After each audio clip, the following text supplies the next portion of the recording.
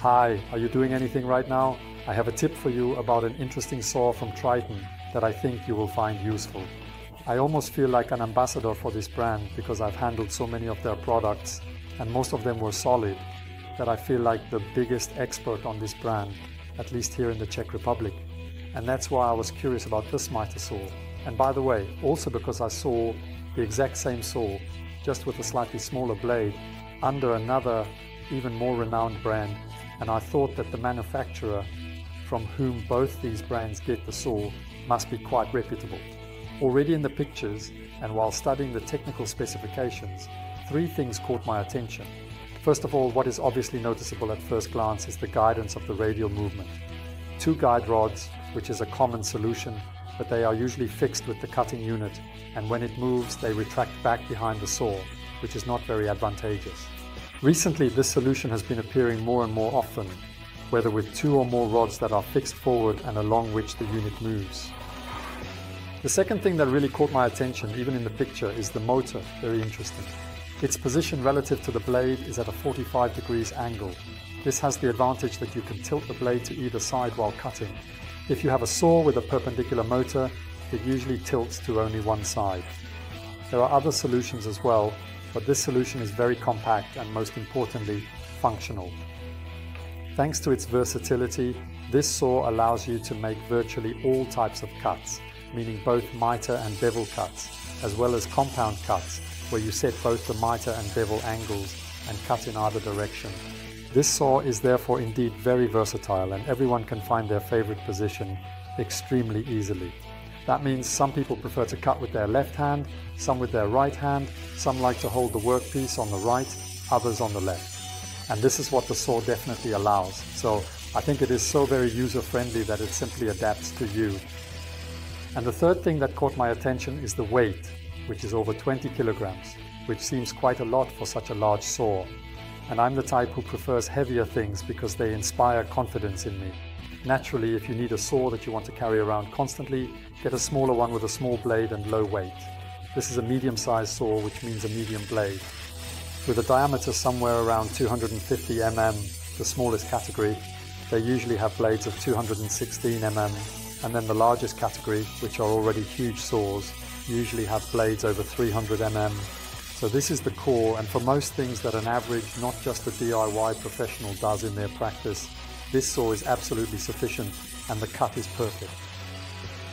In addition to all possible and impossible cutting positions, the saw also has a transport position.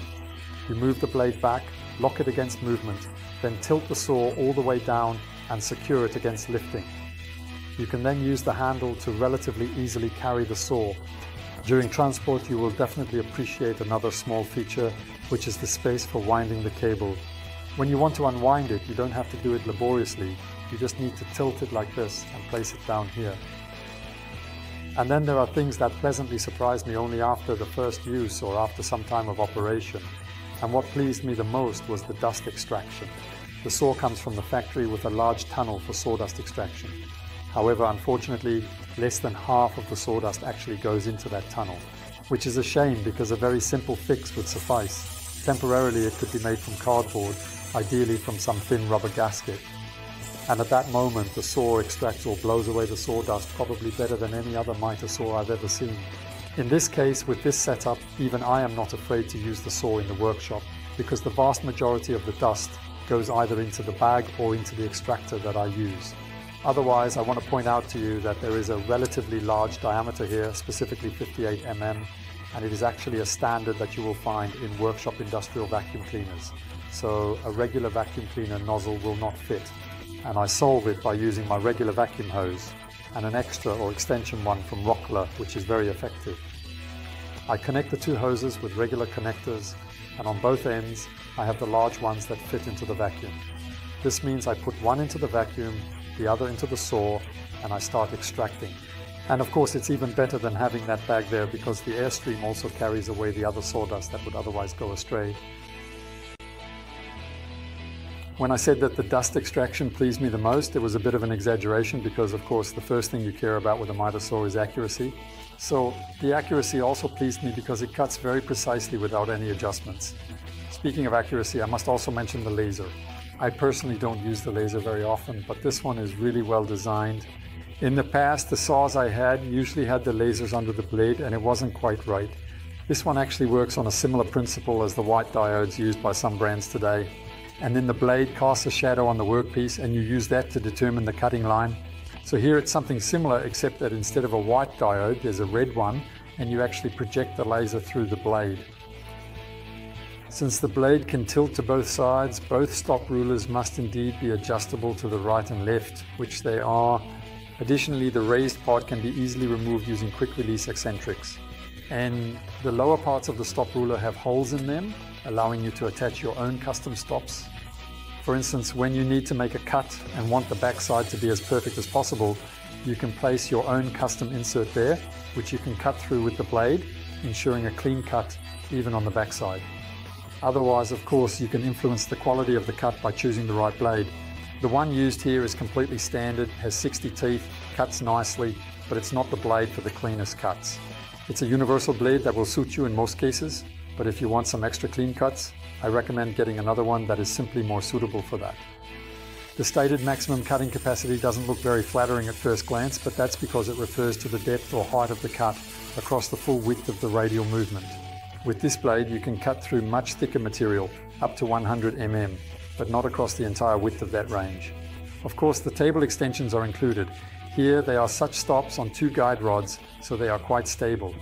They can be secured with quick release eccentrics, and on both sides there are also flip-up stops. Tilting the blade to either side is controlled by several different stops, which can be a bit confusing at first, but once you get the hang of it, it will significantly speed up your work and, of course, make it more precise. As you may have noticed, I already made a small preview of this Mitre saw because I was intrigued by the predefined angles, which also have locks. Specifically, 31.6 degrees and 6/10 of a degree. A Mitre of 33.9 degrees Celsius on the bevel. And I mentioned in that video, feel free to watch it, that these are actually values used when cutting various decorative moldings, which significantly improves the accuracy and speed of your work. As for the Mitre adjustment, it goes 50 degrees to the right and left. There are again locked positions, but you can completely disable the locking, set any position you want, and then use the mechanical brake. This Mitre saw can also easily groove. The depth of cut for grooving is precisely controlled by a simple stop mechanism.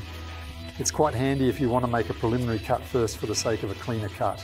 So you can set the depth of the preliminary cut, run it through, then flip the stop ruler and cut through the full material. This helps to slightly eliminate fiber tear out. With some Mitre saws, I had a problem with the unlocking system, and I even permanently deactivated it because it worked well with my right hand, but when I needed to use my left hand, it became an issue. With the Triton, it's designed so that it can be easily operated with both hands. I am aware that so far I am only singing praises, but it's simply because I think the Mitre saw is well made, and most importantly, I enjoy working with it. And so I would like to point out at least one small thing that I think is not very well designed, and that is this clamp, which is made from a single piece. So if you need to change the height from a thin workpiece to a thicker one, you have to screw and screw. And it takes a really long time because there is no sliding mechanism or quick screw mechanism, which is quite a shame, as it could be done quite easily. There is no doubt that this saw is really well made, and I find it easy to work with. So if you're looking for a similarly sized and equipped saw in this price range around $15,000, I think this model from Triton should definitely be on your shortlist. Thanks for watching, take care, and get to work.